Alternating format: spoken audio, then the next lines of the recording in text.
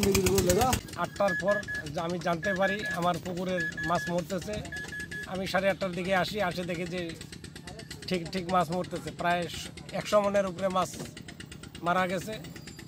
এখন আমার দাবি প্রশাসনের কাছে বিষয়টা সুষ্ঠু তদন্ত করে কে বা কারা কাজটা করলো এটা বাইর করা হোক। আসে দেখি যে আমার পুকুরে এই অবস্থা। পরবর্তী মহাজনকে রাত 9টার সময় আমি ফোন দিই। পরবর্তী আসে দেখা যায় এখানে গ্যাস দেওয়া হয়েছে, তারপরে এবং গ্যাসের ট্যাবলেট পাওয়া গেছে। মাছে ভাতে বাঙালি আমরা, মানুষের তো ক্ষতি করতেছে না, মানুষ যে আমাদের পিছনে এত ক্ষতি করতেছে, এটা কী অপরাধ আমাদের? সরকার যেন এটার বিরুদ্ধে যেন বড় ধরনের একটা পদক্ষেপ নেয়। এই যে আমাদের মহাজন ক্ষয়ক্ষতি হয়েছে, মহাজন যদি নাম আছে আমরা কীভাবে পারবো? এই যে আমাদের কোম্পানি থেকে হাজার হাজার মানুষ ব্যবসা করা কিবা করে বা পাইকার পত্র চলে, এটা তো 10 টাকা লাভের জন্য কোনো। এই যে মাছগুলা মূল্য, এটা কীভাবে চলবে? আমরা কীভাবে চলবো? মহাজন যদি নাম আছে আমরা কীভাবে বাঁচবো? যেন একটা সুষ্ঠু বিচার করে। 8টার দিক আসে দেখতেছি আমাদের পুকুরে কে বা কাহারা বিষ প্রয়োগ করে আমাদের পুকুরে মাছ মারা গিয়েছে। মাছে যে বিষটা প্রয়োগ করেছে সেটাও পাওয়া গেছে। এই বিষয়ে আমরা থানায় অভিযোগ করেছি, মৎস্য অফিসে কথা বলেছি। আমরা এটার সুষ্ঠু তদন্ত বিচার দাবি করতেছি। আমার ক্ষতিটা হয়েছে এখানে প্রায়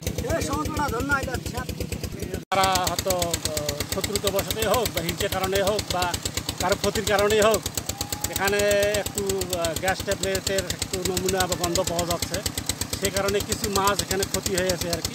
তো বিষয়টা আমি যেটা মনে করি এবং আমাদের দপ্তর যেটা মনে করে, আসলে আমাদের উৎপাদনশীল যে খাতটা, বিশেষ করে মাছের উৎপাদনের যে বিষয়গুলো, এগুলো এইভাবে মানে কারো ব্যাহত করাটা আমাদের জন্য খুব একটা দুঃখজনক বা আমাদের জন্য খুব একটা হতাশাব্যঞ্জক একটা মনে করে আর কি বা হয়।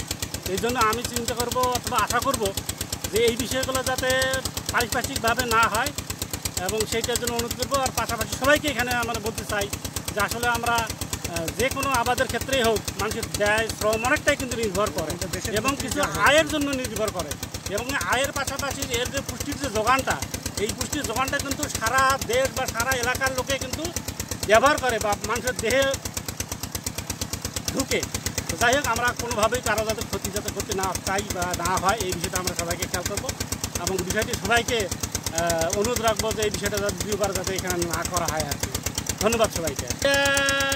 সুযোগ আপাতত নাই, তবে আবেদন করে রাখতে পারে। হ্যাঁ, চাষি যার ক্ষতি হয়েছে ক্ষতির পরিমাণ দিয়ে আবেদন করে রাখতে পারে। প্রশাসনিক আইনের বিষয় এটা আমাদের